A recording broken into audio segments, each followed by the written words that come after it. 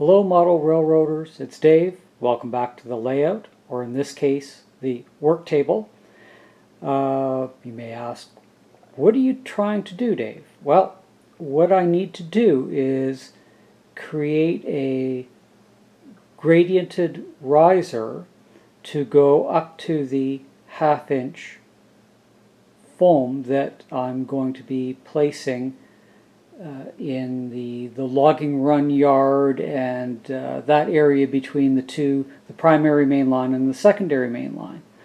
And I'll just rotate you around just so that you know that down this area I'm going to come off of that crossover and gradient up to the 1/2 inch foam that I'm going to use down the middle strip, and then I need to gradient back down to that turnout there. So how am I going to do that? Well, this is what I've come up with that's fairly straightforward, and all you need is a few pieces of wood and some spacers and 3 clamps and a hot wire cutter. So what I've done, I've gotten a couple pieces of 1x4. They're, I don't know, around 28-ish inches long, and I've got a piece of the 1 inch thick foam that I want to go up to, and that's 1/8 inch cork offcuts. So what I've done is I need to go from 1/8 inch height up to the 1 inch for the track. So I'm coming off of cork, so I need a starting bit of an 1/8 inch high for the track that would come off the cork onto the foam, and then it would rise up the foam and then continue on the flat once the rise has been achieved. So I've gotten 2 boards, and the faces here are level with each other. The faces on this side, one's just a smidge higher than the other, so you always want to go off your 2 level faces. Now what I've done, I'll show you on this side so you can see the cross section, because your foam, when you cut it with the hot wire, you're going to lose some foam. So what I've done, I've used 8 inch cork spacer, and then I've added in a bit more of a spacer with a couple pieces of cork roadbed on this side to give me enough of a gap that when I lose the bit that I melt away with the hot wire, that I'll still end up with 1/8. Now if I'm a little over, I can always sand that down a little bit to get it to the level I want. So that's not a critical dimension at the moment.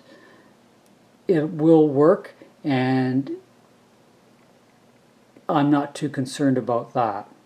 What I've done is I've grabbed a square and tried to, when I clamped, tried to make everything as square as possible off of both sides, just to ensure that I'm not tilting the track that's going to be sitting on the foam riser. Now before I put this piece in, I did use the 1/8 inch cork strip that you can see that runs the full length of the board down to here, and I gapped the one side of the foam so that I could run the hot wire across the face and get a smooth cut. So that's where I'm at now. So I'll just take the hot foam wire cutter, and just essentially run it along the top of the two 2x4s once I remove those two bits of roadbed off the end to 1x4s, pardon me, wood dimensions.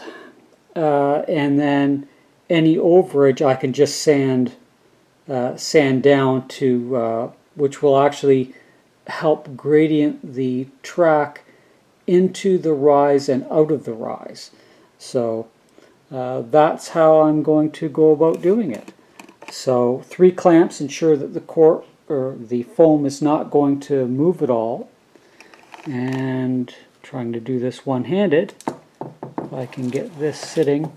And always work off a flat surface. I've got a pane of glass underneath the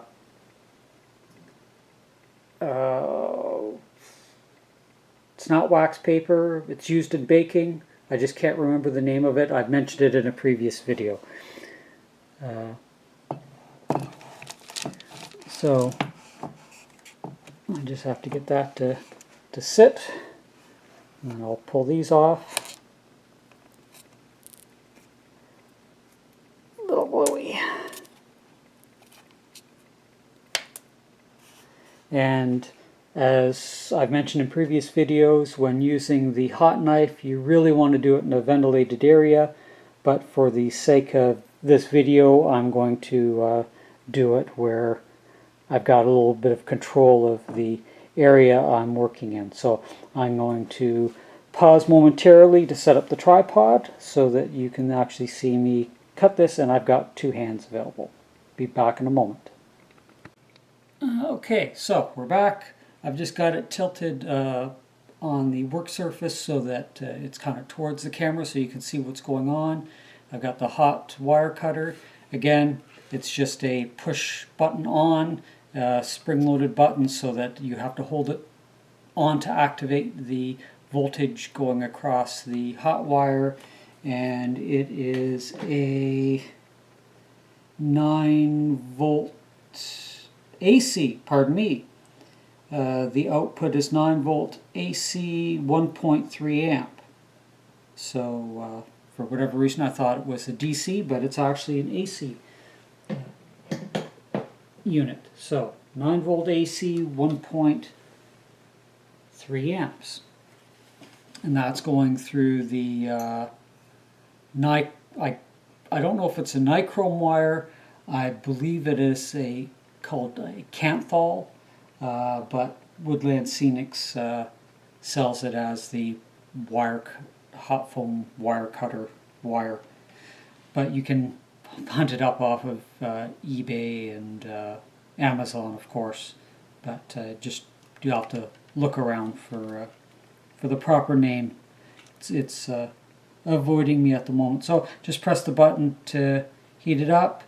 I don't know if you can actually see the smoke rising from the residual that I just had on it, and give it a chance to warm up, and then just run it across both surfaces of the wood.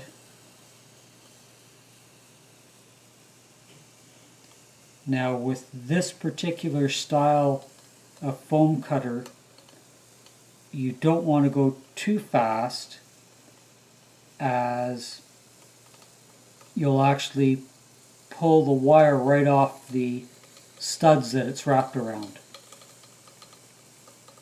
But you don't want to go too slow, or the heat from the wire will start melting the foam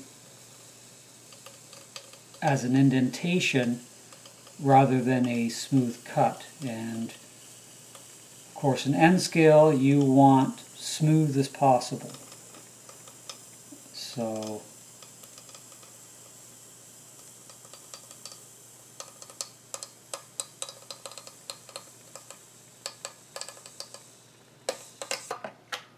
and that's it.